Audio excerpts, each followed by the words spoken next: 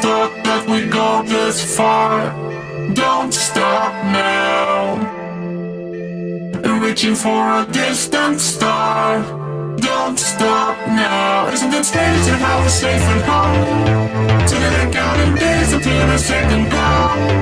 If you're gonna make a change, you have to let me know. Turn the shit around, start to top the lows. It's all you need to do.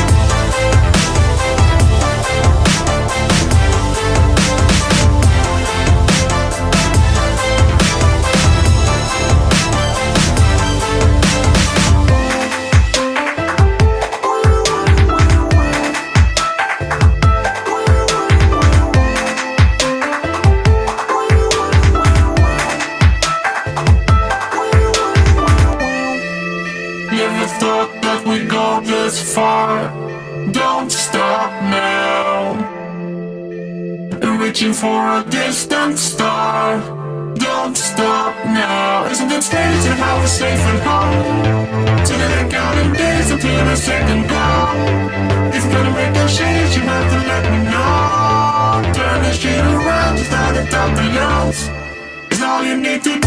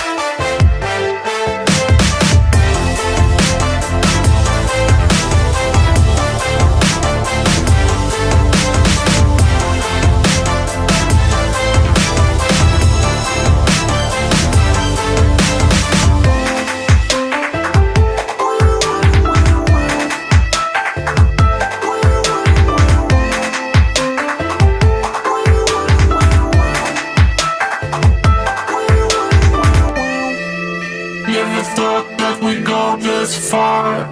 Don't stop now. Reaching for a distant star.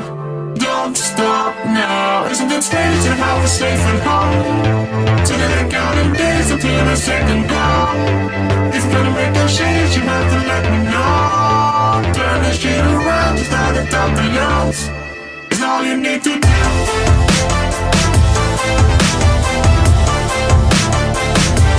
It's all you need to do.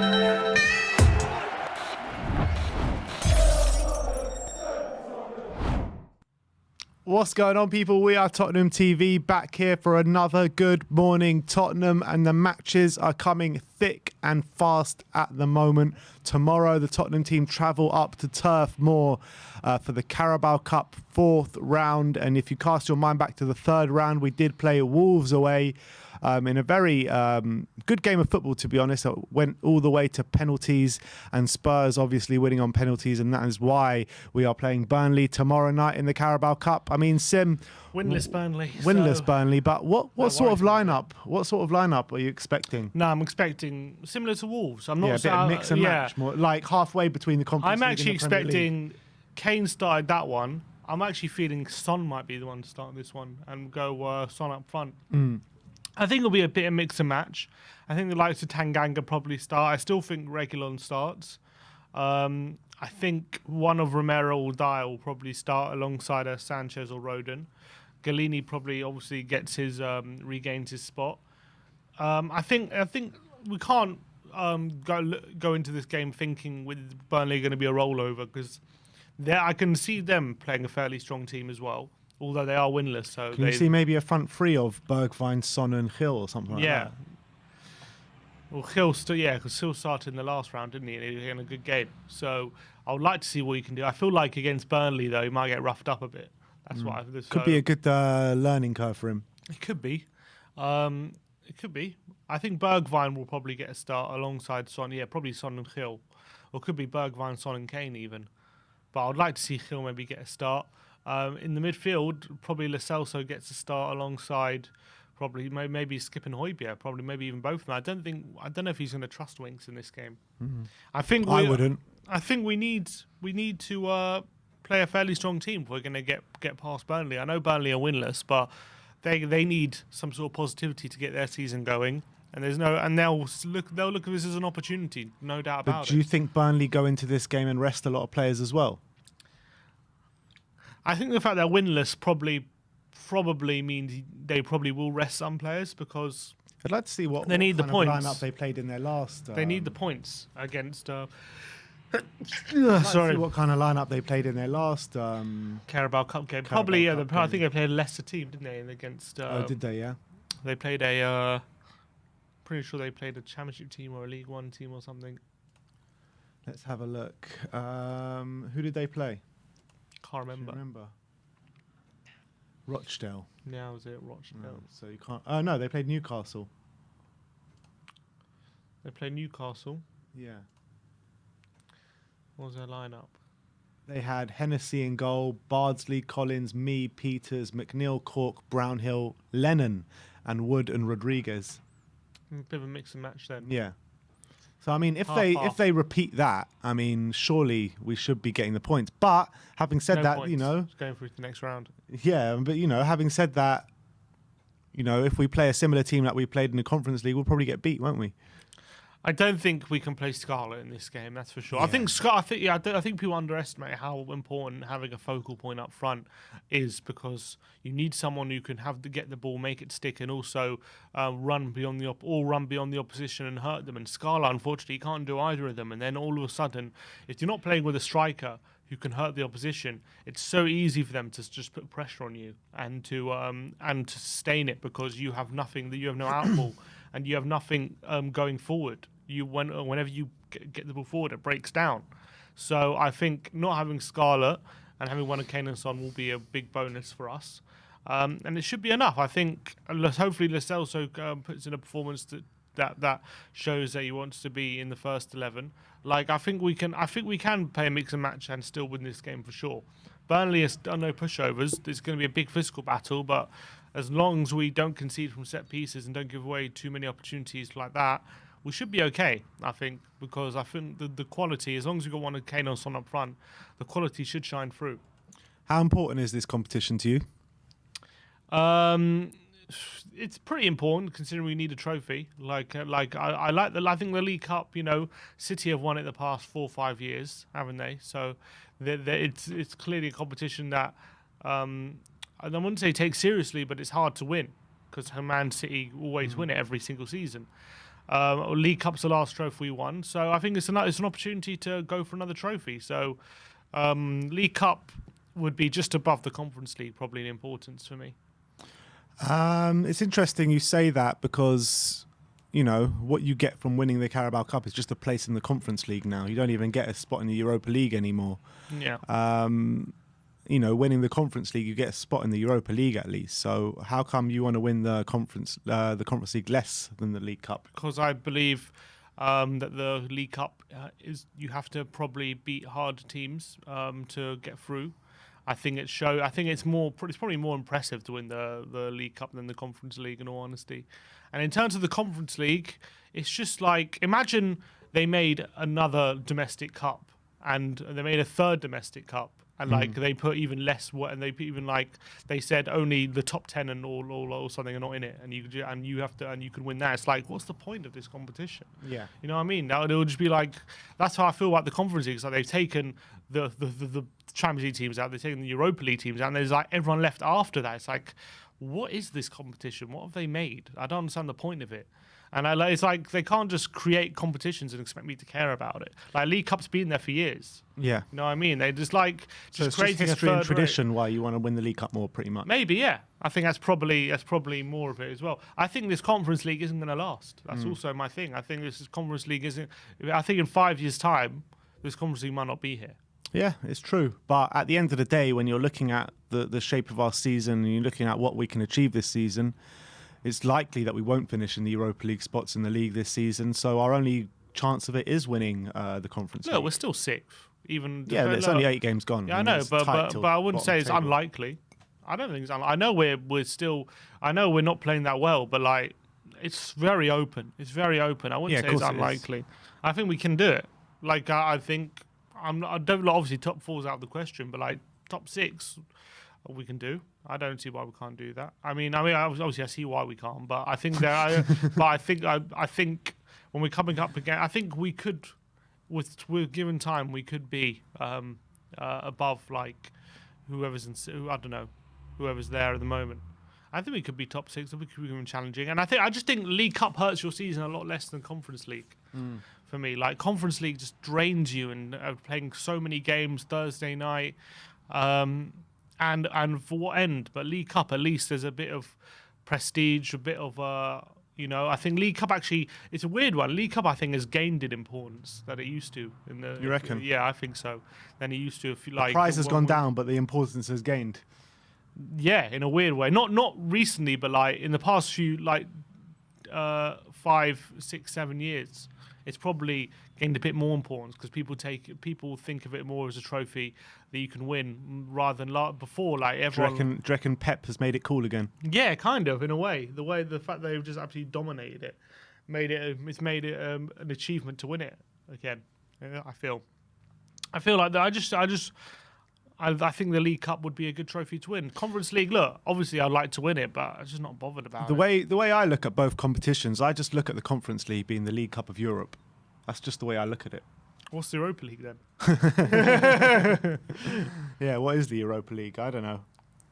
It's not. It's, as I'm saying, it's lower than the League Cup. It's like worse. It's the FA. It's the FA Vans Trophy of Europe. That's what it is. Nah, I don't think it is. It's not. It is. It's a Vans Trophy of Europe. That's You win exactly the Vans what Trophy. What do you get for it? You don't get a spot in Europe, do you? I don't know what you get. Exactly. You don't get anything. Yeah, but it doesn't matter what you get. It's still the equivalent, pretty much, of when you look at European football. It's lower than the League Cup. It's like I'm just saying, we can't expect Europa League from the league, so we have to fight on all fronts. We have to. Yeah, but you're lessening your chance if you're going to put too many resources to the Conference League. Yeah, but I don't think we can. I genuinely believe we can go far in this tournament as long as we kind of avoid Roma. We can go hard and go long in this tournament in the Conference League by playing a mix and match team, not playing the same team as we have been playing. But take a few players on the bench, take Harry Kane and Son on the bench, and see how it goes. I still think we can go very far in that tournament if we avoid Roma. I don't know. I think the results that we've had so far shows it might be a bit more difficult than we think to actually go far in this tournament. That's because we haven't, the games that we've played that we've got results in. We've had Kane and Son to come off the bench or to start the game to help us through those games, and we've got results. It's the games that Paxos in the first leg. We need Kane and Son to play in every game. No, I don't think so. Kane or Son, sorry, not Kane and Son. That's what I meant. Kane or Son, not Kane and Son. We need Kane or Son to play in every game. Mm-hmm. That already is too much resources. I don't think so. I think it is. I don't see why playing 2 games a week is too much resources. Like, 2 games a week for a professional should be absolutely fine. But this isn't a Conference League preview. This is a Carling Cup preview, a Carabao Cup preview. Exactly. Anyway, Carabao Cup is how I'll get 1 game every few weeks. Yeah. You know what I mean? You can play Kane and Son in it, but if you're playing Kane and Son every Conference League game, it's a different story. I want to win. I want to win the League Cup for sure. I think. But if we get through the group, there's only 3 games left of the group. If we get through this group and finish top of this group, it'll be probably the same amount of games as the Carabao Cup. If we can get through this group without Son and Kane. Yeah. Well, I don't know if we can. Well, I think we will. Without Son and Kane. Will. Yeah, I think the 2 home games I think we'll win. We need one of Son and Kane though. On the bench. No, I think we'll have to start them. I don't think so. I think at home to Vitesse and at home to Rennes we will. Anyway, who's left in this competition, this League Cup competition? Everyone's still in it, I think. Except for United, they're out. At the moment... United are out, I know that. 1 second, I've got the teams here. So it's Arsenal, Leeds, Chelsea, Southampton, QPR, Sunderland, Burnley, Tottenham, Leicester, Brighton, Preston, Liverpool, Stoke, Brentford and West Ham City. So one of West Ham City going out this week. And one of Arsenal Leeds. Is that tonight then? That's tonight, yeah. You've got 3 games tonight. Arsenal, Leeds, Chelsea, Southampton, QPR, Sunderland. Southampton, that could also be a dodgy one. Can Chelsea get through that? I don't think so. Can Southampton get through that? I doubt it. Although Chelsea went to penalties last time, didn't they? Yeah, against Villa. So maybe, if Southampton play a full-strength team, something can happen. But you're right. So all the big boys are still there. So even if we get through, so we go to the quarters if we get through tonight. Yeah. And which will be played when? Do you know? Do we know when that's going to be played? No, we don't know when that's going to be played. I'm not sure. Well, I'll rest a few players, but I still think it has to be fairly strong. It has to be a pretty strong team, by and large. We need one of Kane and Son. I've got a feeling he might go for both, but we need one of, definitely. Maybe give Bergwijn a run out. And I think, unfortunately, he has to start skipping Højbjerg. We don't have any option. Would you reckon he could go for a midfield 3 of maybe with only one of Skip or Lo Celso? Skip or Højbjerg? And who? Winks? We got Lo Celso in there. He can play in the double pivot, maybe. One then in And double as well. I'm guessing. I think Dele Alli might play in this one. Got Dele as well. I forgot about. Did he play last time against Wolves? Yeah, he did, didn't he? Yeah. We played Dele, Lo Celso, and Skip. Yeah. Could be the same. I think maybe the Could be the same. same. Maybe swap Skip for Højbjerg. Maybe. I'm not sure. It'll be one of Skip or Højbjerg with those two. I think with Gio and Dele. Yeah, you're probably right. I keep forgetting about Dele. He's easy to forget about. Literally, so honestly, his performance has been so forgettable. But look, Burnley, very, very physical side. They want something to kickstart their seasons, and they're at home as well. It's always difficult, Turf Moor, to break them down and make sure that you're getting chances and stuff like that, because they like to stop you playing football. They play those two banks of four, which is hard to play through. So it's not going to be easy, but if they do rest a few players, if they're not going completely full strength, then we do start the game well. It will be hard for them. It will be hard for them to get back into it. As long as we're playing nice possession football and we're playing through them, a bit like how we started the game against Wolves. If we can start the game like that, I can't see Burnley making a comeback like Wolves did. So I think we should be okay. But I mean, the way our second string are playing at the moment, you can't. Can you trust them? No, you cannot trust them. But that's why we need to sprinkle a little bit of our first 11 in there. I think like we kept saying, one of Skip or Højbjerg, one of Kane or Son, probably one of Romero or Dyer. Sprinkle a bit of the first team in there. I think Tanganga will probably play right back. Reguilon will probably play left back. So you've got like a sprinkle of the first 11 in there. So I think that you can trust against the Burnley side, in my opinion, against the weakened Burnley side. Yeah, I think you're right. And if Burnley go full strength, though, that worries me a bit. If we are playing mix and match. Look, they do. I think when it comes to Burnley. When it comes to Burnley, When it comes to Burnley, they have other priorities in the moment because they're in a relegation battle. That's the reality. So I think we should be okay. If they. What do you think the score's going to be tomorrow? You think it's going to be another one of those long nights going all the way?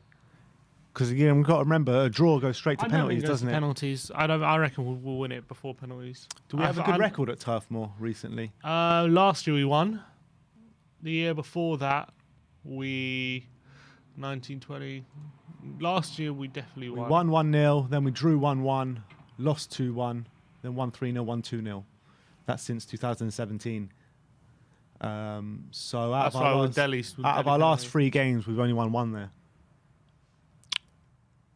Okay. But then what's their record in the cup? What's the furthest they've ever gone in the cup? Probably not very far. Not very far, I don't think. I don't know how to look at that. I think we should be okay. HB says, Winks, Doherty, Davis can save us. Keep the faith. I don't think so, man. If Winks, Doherty and Davis play, or if all 3 of them play, then I'm afraid we're going to be losing tomorrow. I think Tanganga might be a good option in this game. Yeah, he's nice and physical. I think he'll be up for the battle. He'll be good. Yeah. Set pieces, he'll be good from defending. So, I think in this game, I'm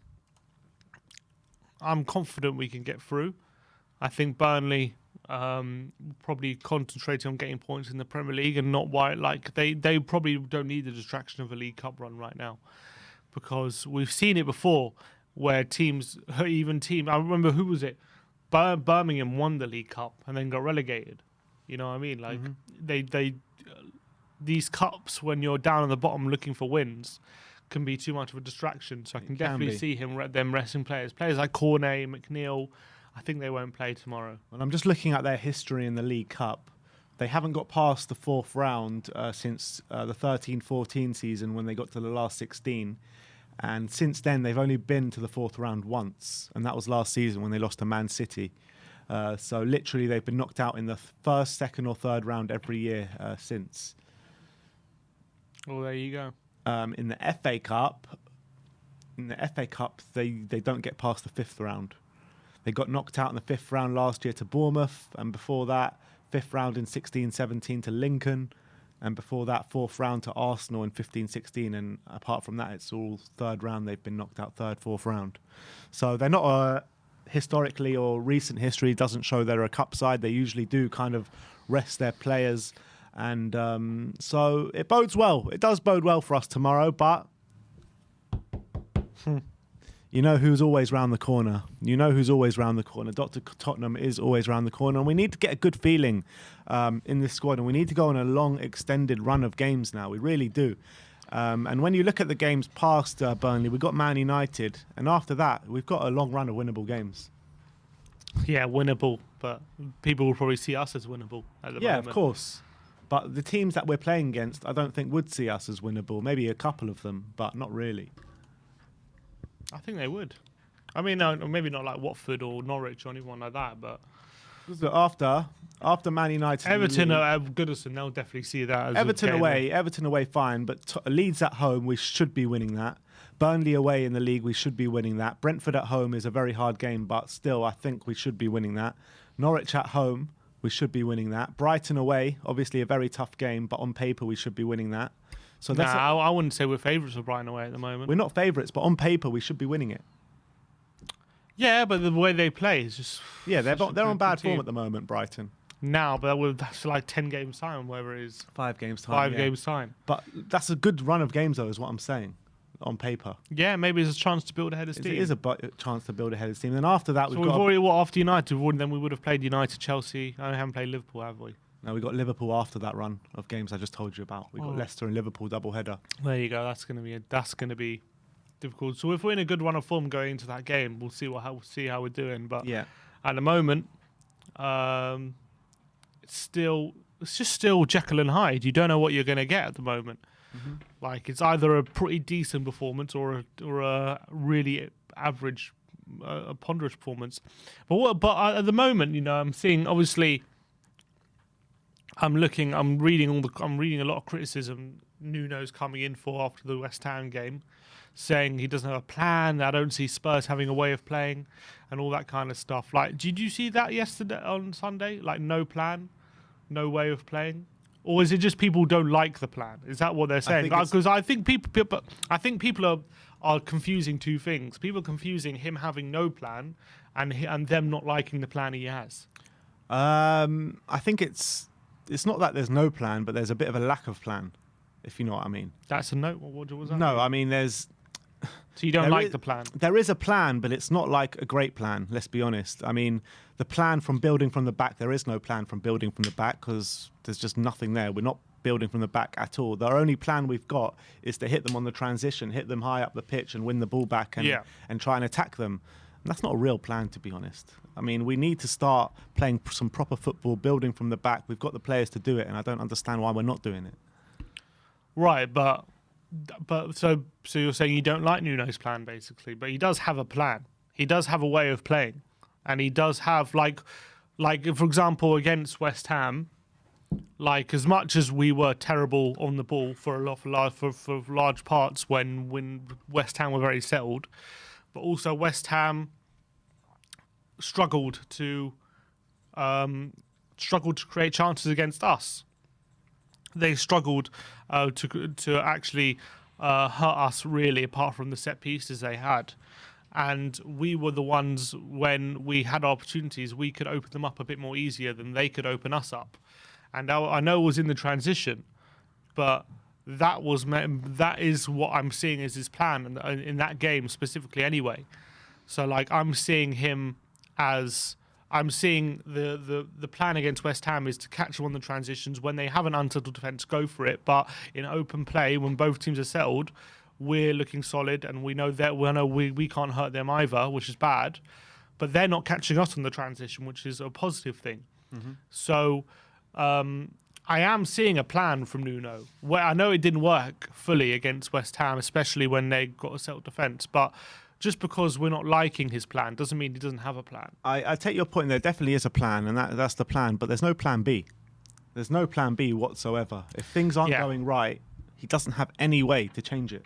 Anyway, we haven't seen tactically. We haven't seen not yet. Anyway, we haven't seen. We haven't seen him really change the game. The only time when we've come back, it's because we've done plan A better. Like we haven't. It's not like it's been a change in tactics or anything. We haven't seen him really change it up and affect the game in that way. That's definitely true, and that definitely goes to his quality in as a manager. As much as we rag on people rag on Mourinho, like he did. Like people always used to say he leaves subs too long or they didn't like his subs, but he did always make a sub to, even when we were winning, to influence what he would see on the pitch. He would try and change. He would try and change it either to hold the result, Well, sometimes or argued his subs came too soon. Either too soon or too defensive too soon, these kind of things. Yeah, and obviously when he brought on Sissoko, we're 1-0 up with 20 minutes to go and he'll bring on Sissoko, then we could see that all of a sudden we don't need Sissoko anymore. That would be something we'd all complain about. I thought Jose got very unlucky with a lot of his substitutions because sometimes How many times he would make a change and literally that second we'd concede. Literally a minute later after making the sub. And there's no way like the sub's fault or anything like that. It was just what happened during the game. Yeah. You know what I mean? Because he could see that we needed a sub. The sub comes on. The sub doesn't have time to impact the game and we already concede. Exactly. So he could see that he needed the sub, but, you know, it just happened all very unlucky. Exactly. Really unlucky. So, that happened a lot. And also Mourinho, we became like the kings of just taking the lead and looking to hold it out. But, like, everyone I said this at the time, but everyone forgets, like, the fact that he's got the team in a way that they're always taking the lead, they're always scoring the first goal. That's a positive thing, and you know we need that. We need to be scoring the first goal because then you can gain control of the game and you can manage it. And obviously, if you screw it up from that point, that's on you as well. But at least that gives you control. It's hard to that control is hard to gain, and we saw that yesterday on Sunday with Nuno. It's hard to get that first goal to gain control of the game, and that's what cost us not scoring when we had those openings. Do you think right now Daniel Levy is regretting sacking Jose?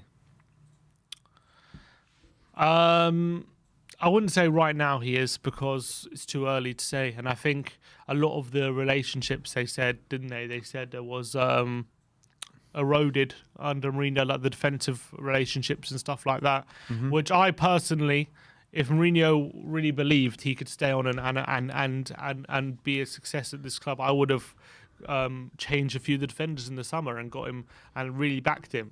But I wouldn't say right now he's regretting it because I think he probably thinks I don't know.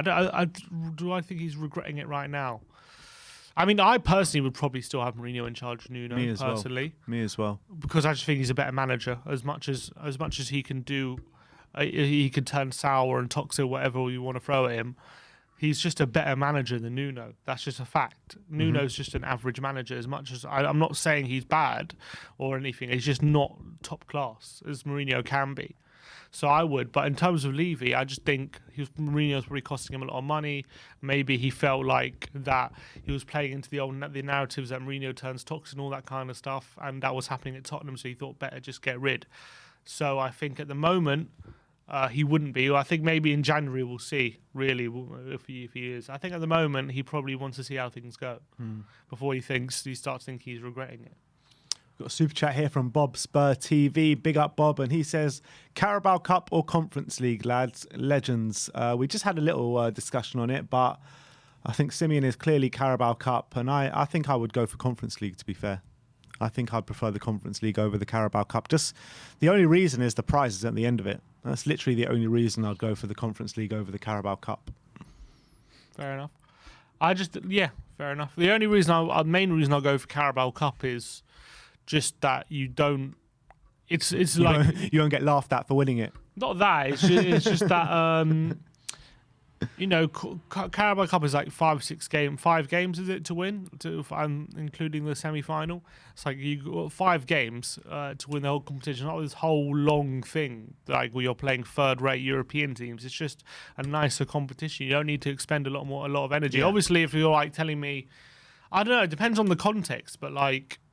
Obviously, as just two, if you got 2 finals, a Carabao Cup final and a Conference League final, which one would I rather win? Probably Conference League because you're in Europa League.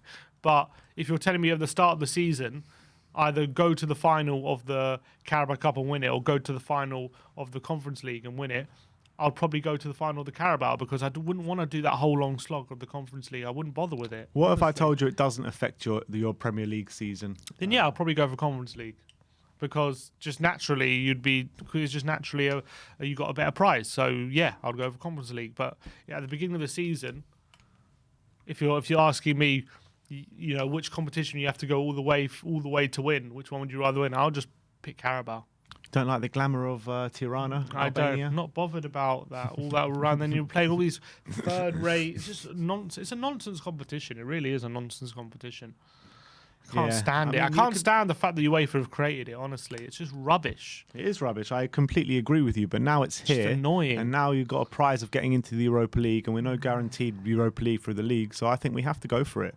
Look, if Nuno finishes 9th and wins the Conference League to keep his job, no. So what's use is it to him? It doesn't matter for him. It's for us. Yeah, but I'm Nuno. talking about Nuno. But why would he concentrate on it? Why would he care about it? I'm not talking about Nuno. I'm talking about what I want. I'm not talking about what Nuno wants. I'm talking about what I want as a fan. What I want for my football club. Okay, but I'm just saying that's indicative of how little it matters. Mm-hmm. This Conference League. But I think if he finishes 9th and wins the Carabao Cup, I don't think he saves his job either. True. Probably not. So I don't see the difference. Yeah, that's the League Cup. Yeah, I agree. But the League Cup is also not that important. Yeah, I agree. I don't think either of them are that important. But when you look at how starved we are of trophies and we look at our likelihood, well, not our likelihood, but the chances of us getting top 6, yes, there is a chance that we can get top 6, but it's not a foregone conclusion. We have no guarantees that we will finish in the top 6. Yeah, but you're lessening your chances if you... But you're also spreading out the odds as well. In the Conference League, we should be beating 99% of the teams in there quite easily with our first team out there. Yeah, in our first team, yeah. So we can win the Conference League if we make it. I'm not saying I want to make it a priority, but if I feel like those Conference Leagues already cost us points in this already in the Premier League. Yeah. Why'd you say that? What is that cost us points then? I think it's all rather by having to play Kane and Son in these games. I know we didn't play them on Sunday, but also the bad feeling around the squad when we lose that game without really playing at all against Vitesse. And I think that bad feeling does seep into the first team as well when that happens. I just feel like, injuries has cost us as well already in the Premier League. Injuries, yeah. And stuff like that. I feel like already it might have cost us a few points. And it might have cost us that Crystal Palace game, to be fair. I reckon it's going to continue. It might continue to cost us throughout the season. And if we don't win it, then it's really going to be a complete waste of time, honestly. Yeah, that's for sure. That is for sure. If we're playing in it and we're not winning it, then what's the point? Like, it's such a poor competition with poor quality. If we don't win it, it's a bit of an embarrassment. It's just an embarrassment being in it, to be fair. But if we don't win it, it's a big embarrassment. Big embarrassment. Yeah. But yeah. All right. Shall we start bringing on some guests? We've got some people waiting in the background, and I want to have your say on Conference League versus Carabao Cup, and we want to know your thoughts on the game this weekend. Link is in the community section. Sorry, tomorrow. Link is in the community section. So if you want to come on and join us, just click that link and you can. First guest is Adam. Adam, how you doing? How are you? Adam. Good, Adam. How are you? Yeah, good. First of all, the first question I'm going to ask you, Carabao Cup or Conference League? Carabao Cup. And tell Absolutely. me why. Why is that? I kind of agree with Sim on this. I don't really understand what it's worth, other than bleeding in the young squad, which we're not doing. We're still giving minutes to Winks and Tosh like that. It's obviously not priority. Yeah. And I think it's just highlighting how threadbare our squad is. And to be honest, if you was to ask me if I want the team to get on a 4-hour flight to somewhere in Europe, or, a half-hour trip to the next round if we get Watford or somewhere like that, then obviously I want a nice, easy UK tie with less travel, less stress, less fatigue. Mm-hmm. I, again, agree with Sim. I don't think the actual competition is worth its place anyway. Even if we win it, we get Europa League next season, which technically we Which should we be couldn't trying to get qualify anyway, for just this because of our season. league position. Yeah, but it's not a foregone conclusion, is it? Oh no, absolutely not. And the way we're playing at the moment, it's yeah, who knows where we're going to be.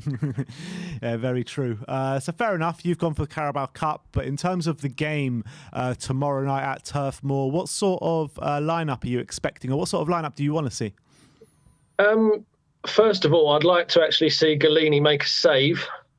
That would be great, rather than just picking the ball out of the net. And I mean, I feel sorry for him at times because I mean he has been beaten by a few absolutely crazy shots from players we've never heard of. But it'd be nice to actually see him make a few saves. If he's really on a loan to buy, and we still haven't given Lloris another year extension or whatever, it scares me a bit if he's going to be our next permanent keeper. And in terms of like Harry Kane or Heung-min Son, do you think either of them will play? I think one of them will. It wouldn't surprise me if we saw Sonny up front, Hill on the left, and then I think Nuno is going to go against everything he's done and still keep Lo Celso on the right. Lo Celso, I think, actually needs a game now. I think fans are starting to get very sick and tired of him not putting in what we think he's capable of, myself included. I think he'll stick with Delhi. Just purely because it's a game that he can give him. It doesn't really have much impact on his team selection for United at the weekend. There's obviously no chance Delhi's going to be anywhere near the squad for that, I should think, unless there's some horrific injury.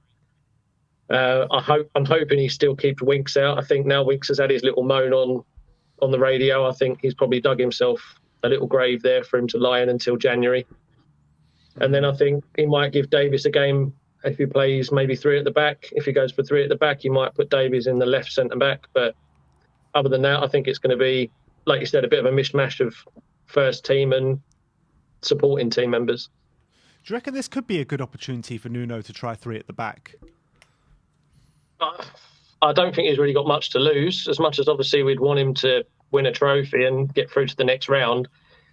He's probably more likely, I would think, to stick with the tactics that he's got if he's trying to get players like Tanganga, give them game time. I think it's a bit risky to then throw them in and also change the formation, knowing full well if they do make the first team, they're going to have to go back to a 4-2-3-1 or a 4-3-3. Going five at the back can be a bit risky. And also playing five at the back against a team like Burnley, I think that also, it just shows our lack of intent going forward, because they're just going to go out there and want to kick lumps out of us. That's kind of the Burnley way, isn't it? They're very tall, very brutal. And I think you're right, playing someone like Dane Scarlett, he's going to have no chance. He's going to be pushed off the ball if he even sees it. Correct. We were having a chat before about Nuno and the reaction to the performance on Sunday and people criticising him for not having a plan. Do you think he doesn't have a plan, or do you think people just don't like his plan? I think he has a plan, but I don't think he has such good ambitions. I don't think he has that ability to think far ahead and think, right, that's not working, I'll make a change. The 4-2-3-1, for whatever reason, we're being caught out. I don't think he has, like you say, a plan B. But I think he's very generic in the way he's doing it. I think he's now feeling, I wasn't first, second, third, fourth choice to come for the job. You're going to kind of get the best of what I can do. If that's not good enough, then sorry, but you put me in that situation. It's not Nuno's fault, and I agree with, likes of Brian. It's down to Levy, as always. But it's I'm not a Nuno out guy, but then I was never a Nuno in guy. So we've got him, and obviously I support him in the squad, but he doesn't seem to have the next step that we need. We just seem to be very, very flat all the time. And as a fan that tries to watch as many games as possible, to then see him come out after a fourth consecutive London derby and just give us the same usual, we need to improve, we need to work harder. It's like, come on, mate, how long have you been a manager? He's not very inspiring, is he? No, it's not at all. That's exactly the right word, inspiring. He's not inspiring. And I think there's a lot of players in the team that are used to starting matches, and I think they feel their positions are cemented. There's a lot of entitlement, and I think Nuno isn't the right coach to drag those players out, to single those players out, and to make them players turn their careers around. I just think he's just literally just a stopgap manager. And as horrible as that sounds, it's like I say, it's down to Levy. He had the chance to sign some other managers in the past and hasn't, just because it costs a few more extra pennies. He also had the chance to keep a few certain managers as well. Absolutely right. Absolutely. But at least we've got another golf course or another hotel or something. Yeah, and, But anyway, you that's a different topic. Andy, you talk about Nuno calling players out or dropping certain players, but you know, isn't there a feeling that with a lot of these players, he has to keep them on side and has to try and get the best out of them, because if without them, we have no one else to come in. It's like if we had other options to come in, then you could kind of see it. But at the moment, like, we got that first 11, then beyond that, it's very difficult to see other players coming into the side and actually improving things to where Nuno needs them to be, is it? And so the only choice is like the first 11. The first 11 needs to be at his best. Completely agree. But the first 11, I mean, classic example. Why did we never inquire or actually put in serious bids for other strikers? Yep. This is a prime game against Burnley that we could have rested Kane, maybe given Son half a game if we needed him off the bench. But no, now we're forced to play one or two of them, or if we don't, we're just going to be relying off threat from the wing. Stephen Bergwijn. I'd still have Vinicius in this squad. I would have Vinicius if we couldn't get anybody else, of course. Which we didn't. It's probably good for a game like this, but I don't believe there were no other strikers that we could have persuaded to come in the door. Not one. One of them signed for Leicester. You know what I mean? Patson Daka, he's right there, sitting. And you know, everyone says, he doesn't want to come and play second fiddle to Harry Kane. He's playing second fiddle to Vardy and Iheanacho at the moment. You know what I mean? He's not starting every game. Fiddle to a striker that's approaching his 40s, then you could have come to Tottenham and played definitely could have come to Tottenham. Definitely could have come to Tottenham. And also, it might have been the kick out the backside Kane needs to kind of, because at the moment Kane is frustrated because he's not frustrated because he wanted to leave. He's frustrated that last season he had an absolute worldie of a season. He was relied on so much, literally everything, so much went through him, either feeding Son or whatever it was. Like, he was just a focal point last season. He was just, all the pressure was on his shoulders and he was carrying Tottenham. And now in the following season, all right, look, I don't want to carry us again. I want to leave. I want to go to a different team because I'm carrying us and we're still not getting anywhere. And not only are we told him, not only did we not let him leave, but we also told him, you have to carry us again. We didn't give him some competition. We didn't get him another striker. So obviously that's a terrible. Carry us more than you did. Exactly. Last season. You have to be even. Not only do you have to carry us, you have to be even better than you were last season. 10 goals he scored last season. You got a cover for Vinicius, 10 goals he scored in the Europa League last season. No wonder he's kind of looking out of sorts. There's no surprise. Like, at least if we had another striker, we can say, look, okay, Kane, you're not performing right. We're gonna sub you, or we're gonna drop you. We can't do it though. Not only Patson Daka, Edouard we should have signed. I was banging on about him all summer. Danny Ings we could have signed. I know he's starting for Villa every week, but he's another one that we could have signed. But those three strikers are proof that there's loads out there. The other thing as well is relying on one striker to do all the work. What type of business model is that? Yeah. Like Man City, you couldn't really name one player that drags them through every match, every game. They share it Same around. with Liverpool.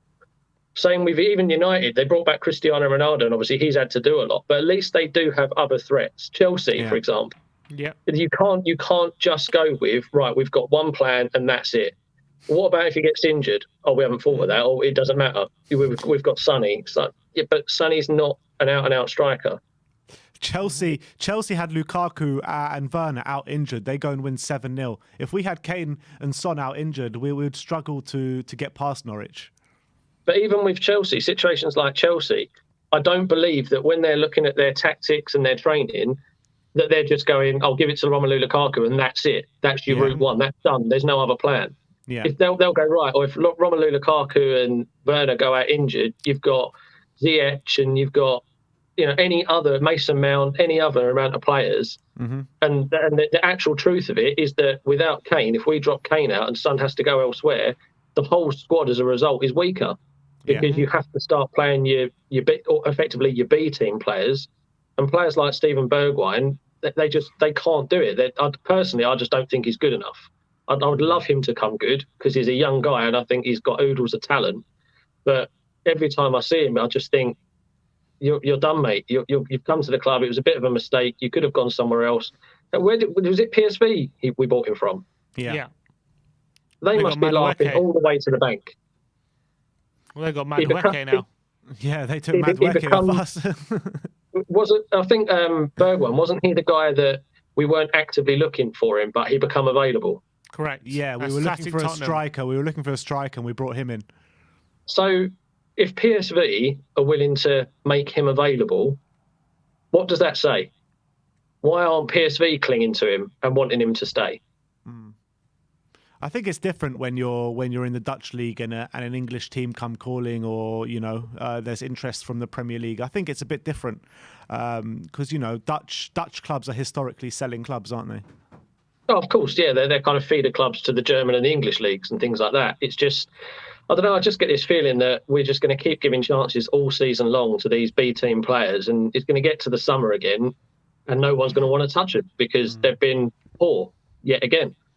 And there's a few players now which are getting to that situation where they're either constantly injured, or they, when given the chance, they just don't produce. And then Daniel Levy's going to say, right, I want 40 million for him. It's never going to happen. 40 million price tag still on Winks, apparently. But Adam, I mean, what a joke. What an absolute joke that is. That guy needs to go. He needs to go back to old people's homes and make sandwiches or something. Just before we let you go, Adam, what's your score prediction for tomorrow? 2-0. 2-0. Who's going to get the goals? Sonny, and I fancy a sloppy last-minute tap-in from a horrible corner, someone like Roden or one of our centre-backs. I think it'll be 1-0. It'll be really tight, and then I think we'll wrap it up. So a like, proper Turf Moor Cup tie then. A proper Turf Moor Cup tie, yeah? Yeah, I think there's going to be a few cards flying about as well. I fancy a cheeky bet on maybe 5 yellows and a red or something like that. Well, good luck, mate. Good luck, mate. And really good call. Thanks for calling in, and we'll speak to you soon. Keep the channels going, boys. Come on, you Spurs. Adam. Come on. Spurs. Thanks, Adam. Big up, Adam. Really good call. And let's bring on Dakhil. Brian, how's it going, man? All good, boys. Yourself? Yeah, all good. All good. We've been having a bit of a debate today on the channel, Conference League or Carabao Cup. Where do you stand? Oh, I've only literally just woke up and I heard you talk about the three at the back, which is why I wanted to call in. But that question, that's a great question. I think the Conference League is going to be easier to win, but I think the League Cup will be a bit more prestigious for us, and we won't get the banter that will come our way if we win the Conference League about it being a tin cup. Well, to be honest, we got that banter every time we've won the League Cup, the worthless cup and all that kind of stuff. Yeah, but I think if we look at it, I think So you're calling it the off Worthington Cup, which hasn't been called that since like 2004. Yeah. A while ago. I think Even when we won the Carabao Cup, people still called it that. Yeah, but I think the Conference League is The Carling Cup, I mean. Tin Pot Cup. Yeah. So if I had the choice, I've heard it called the Cocoa Puffs Trophy, the Cornflakes Cup, all this kind of stuff. I don't see Man City getting bantered whenever they win it. No, only Spurs. This is true. It's true. That's because they win many other things. The one I would have to take is definitely the Carabao Cup out of the two. Okay, very interesting. All right, on the game tomorrow night, what did you want to say on three at the back? What was your I'd love reason to for calling in? That's where Nuno had his greatest success at Wolves.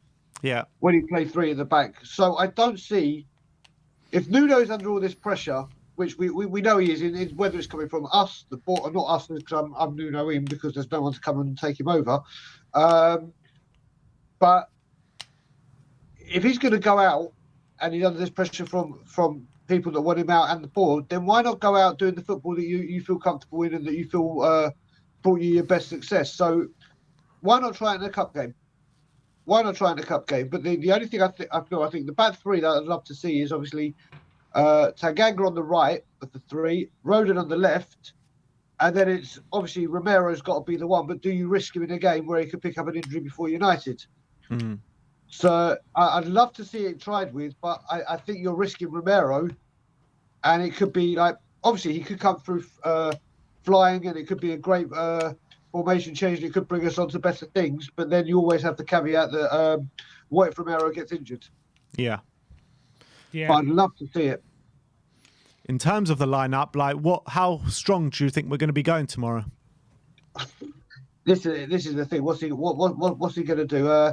Listen, I wouldn't mind if he went a little bit stronger. I do not want to see Dele Alli anywhere near the pitch. I don't want to see Dele Alli in Burnley. But I think he's going to be forced to pick a couple of strong players. I think he might pick one defender, one midfielder, and maybe he'll pick a Son over a Kane.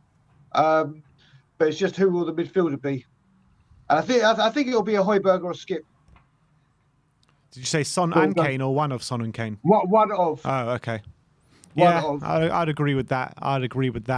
But, any player that's going to be on the pitch tomorrow going to need to be up for the fight, won't they? It's going to be a tough game tomorrow. Exactly. I mean, we all know, but Burnley, no matter what, is always a hard place to go. You know it's kind of like now what you knew you were going to get when you went to Stoke. Mm-hmm. Or Wimbledon back in the day. You know what type of game you're in, and the thing we need is a lot of strength physically, and they've got to put in a performance. They have to, because it's not acceptable what we saw on Sunday and on Thursday. So they've got to put in a performance. So let's just hope they can do it. When you're looking at Nuno, Brian, obviously you said you're not Nuno out because no one else at the moment has come in, which I think it's a fair point. But in terms of how we're playing or his plan, do you think he has a plan, or do you see what he's trying to do, or do you think there's absolutely he's lost for ideas? Do you think? What do you think? I think it's a bit of both. I mean, I think he has got a plan. I think, with no disrespect to Wolves or whatever, this is a huge step up in his job, and there's a lot more pressure on the Tottenham job than there is on the Wolves job. Wolves, I'd say, it used to be when they originally came, was stay in the Premier League. Now it's obviously they want top 10 and to push for Europe, but they've got a bit backwards with sending some star players. Whereas Tottenham, it's like top 6 is a minimum requirement, and obviously a good run in a cup. But I also think he hasn't got the players to implement what he wants. I just don't think. I think if he could have got a couple of players in, then maybe we would have seen something different. I just don't think he's got the versatility in that squad to adapt to the formation he wants, and that's why we've gone back to a 4-2-3-1. Yeah. So the thing with that as well is I've said this a couple of times. When Brendan Rodgers lost his job at Liverpool, who was an attacking, progressive football manager, they bring in a Klopp. We go from attacking manager to defensive manager to attacking manager. And then obviously the players that keep coming in from the defensive manager don't fit the attacking manager, and so on and so on. So we're kind of a mix of everything that the previous managers have had, because we don't get rid of the players. And the next manager's just said, well, here's the players, do what you can with them. And hasn't been fully back, but we know this is a recurring theme. And I just hope that if he's here in January, we are able to get a couple of players that Nuno wants to fit his idea, because then I think we can get a better gauge of what he's trying to do. Fair They point. had time in the summer to get it forward, didn't they? But He didn't had time, manage but you know it. what? If we signed him, if we'd got him, like we said, if he had come in straight, like when we were promised we'd get a manager at the end of the season or before and he had that little bit more time, he would have had more time with the players that he currently has, and maybe would have had more time to get the targets he wanted, or Paratici. So he has had a little bit of time, but I don't think he's had, like, when did he come in? Like mid-July, and then we started, and then that's not time for a manager to get everything in and get the training. And then you bring in the Euros and the Copa America and COVID. This window wasn't fair to him, and or should I say, the length of time he had to get his feet under the table wasn't exactly like other seasons before. Do you think he did well considering? What so far? Oh, Ben. Such a hard question. I think with what he's doing, you saw when he had the 4-3-3, and this isn't a criticism of Kane. Sorry. I wasn't asking you if you think Nuno's done well considering. I said Paratici. Do you reckon he did well in the transfer window considering the length of time he had? Paratici, no, I don't. He don't get me wrong. He widened the net for us to attract a Romero. Without a Paratici, there is no Romero. That's for sure, in my opinion. But there's other players that he he was there technically. I think he started July the 1st, but apparently this was happening. Remember, we had like a week or two of him coming. Yeah, he's coming. And it looked like he was identifying players. And I think he identified a load, but we just couldn't match like the Vlahovic's, like the Milenkovic's, like the Tomiyasu's. But Tomiyasu's a done thing. We got Emerson. So he identified the players. And as we saw when we were saying he goes for 10 players, so they narrow it down. So we still didn't get the attacking midfielder. We still didn't get the striker. And the striker was the ones we were talking about mainly for obvious reasons. So I think he did very, very well to get the players we brought in. Very, very brilliant job getting Romero in. Brilliant.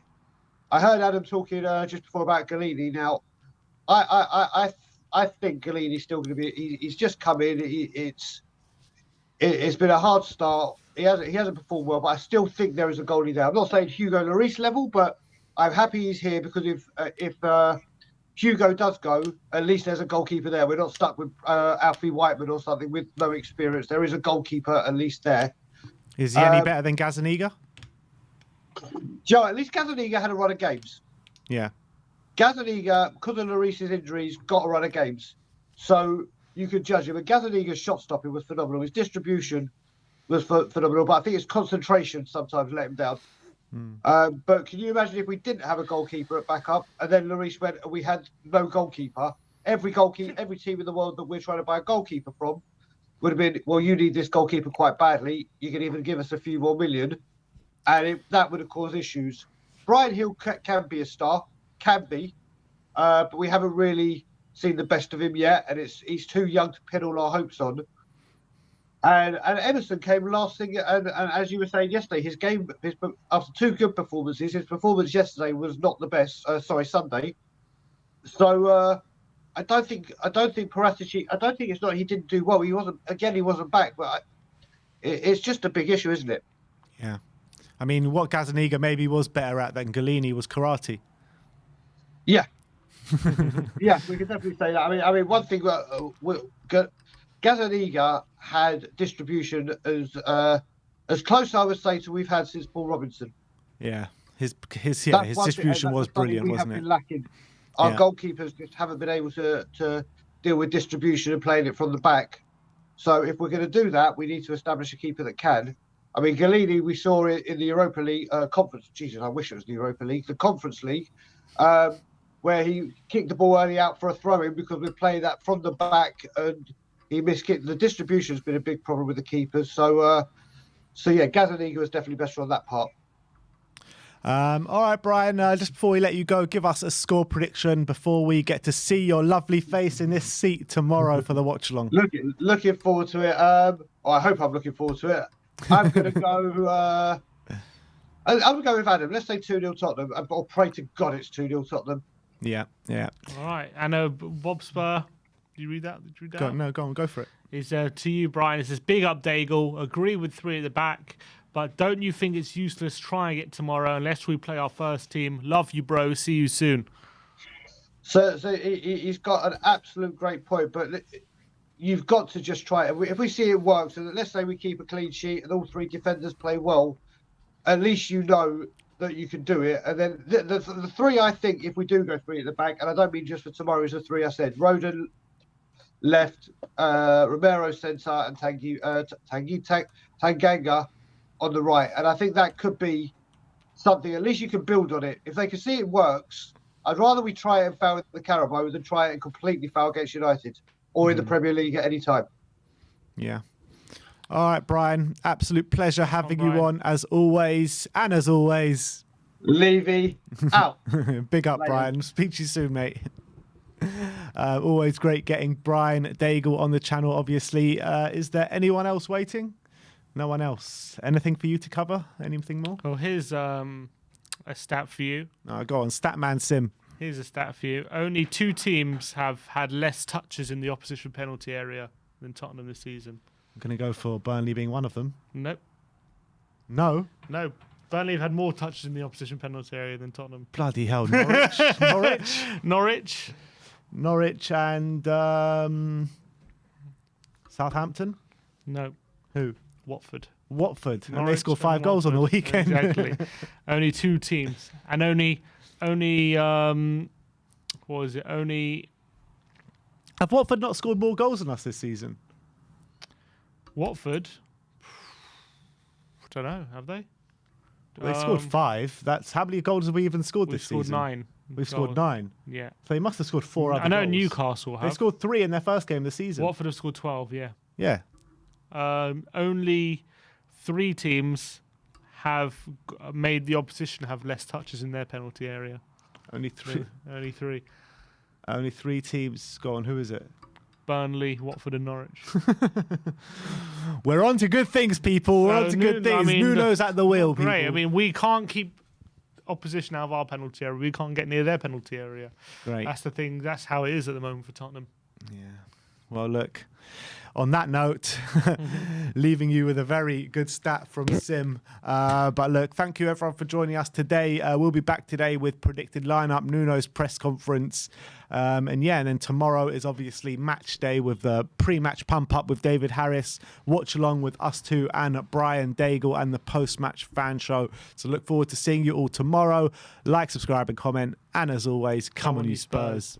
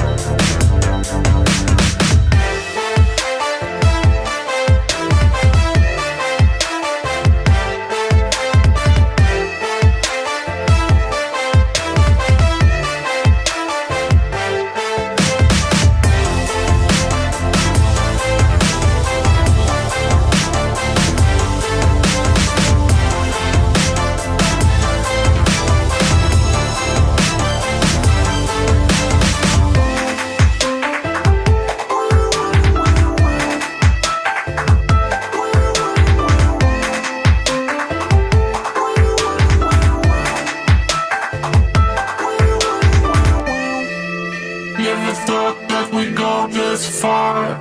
Don't stop now. Reaching for a distant star. Don't stop now. Isn't it strange how we're safe and home? So that counting days until a second glow. If you're gonna break those shades, you have to let me know. Turn the shit around, start it up beyond. It's all you need to do.